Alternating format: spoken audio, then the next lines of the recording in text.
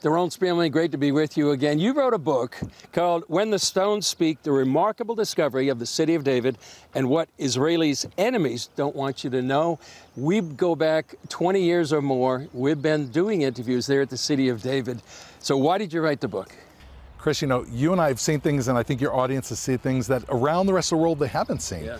Which is that there's an incredible gem that has come to life after thousands of years, which is the actual city of Jerusalem from the Bible. And that is not what we thought was the old city.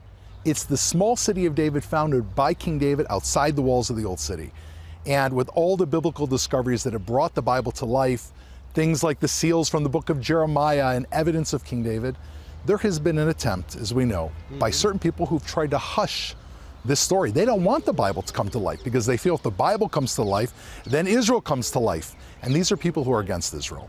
The reason I wrote the book, Chris, is because every time you reach in the ground and you have a piece of pottery and it sends out a shockwave to Israel's enemies, the rest of the world needs to know the truth. And this is the truth that they didn't want us to know. How does what you've been discovering for the last 20 years or more in the city of David, how does that refute what they've been claiming?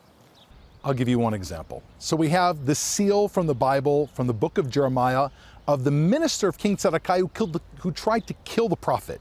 Now, we have his name, Yuchal ben Shlemiah, in ancient Hebrew from beneath the ground. His name was found from a tablet that was written 1,200 years before Islam.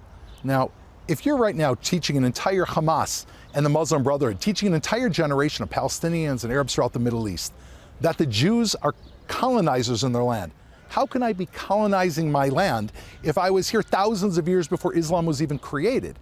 And so while we love to dig and we want to dig everywhere because we want the stones to speak, we want to let them speak, Israel's enemies, that is the most dangerous message for them because it calls out their lie. It calls out the narrative that the Palestinians have been here forever, which is not true, and that the Jews are newcomers. We are not newcomers.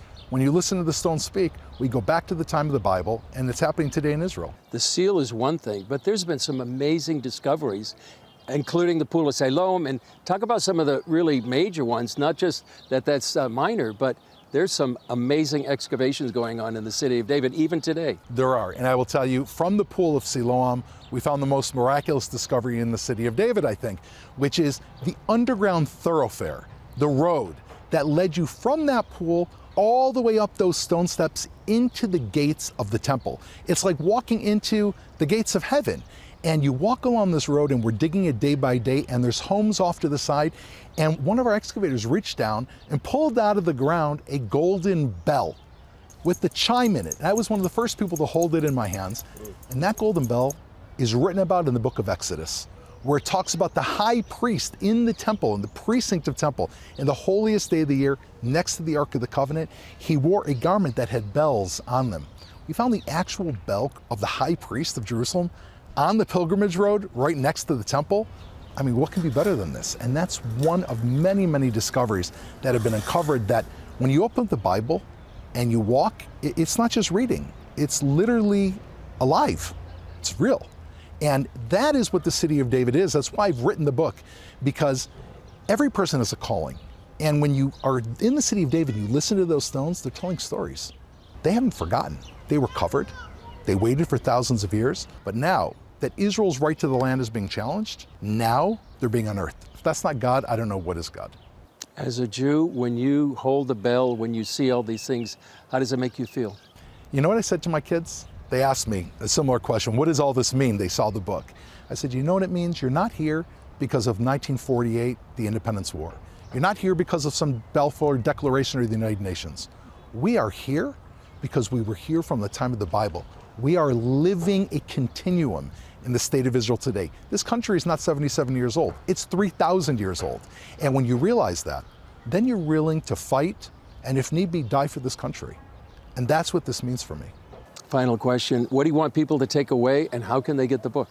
So the book is available. It's released today. It's on Amazon. It's in your local bookstores. You can buy it, and you should buy it because the publisher was very brave in publishing such a pro-Israel book. What you take away from this is a sense of strength of those who defend the Bible. There's an assault on the Bible. And the city of David is the most dangerous thing for those deniers. Each one of us has a mission. This is the story they didn't want us to tell. Pick up the book and read it, and then tell the story about the Bible. Talk about the proof. Talk about the fact that Jews, and by extension, Christianity and Western values, are indigenous to the state of Israel. That's the message, that we were here and we are home now. Well, congratulations on the book, Doron. Great job. Thank you so much, Chris.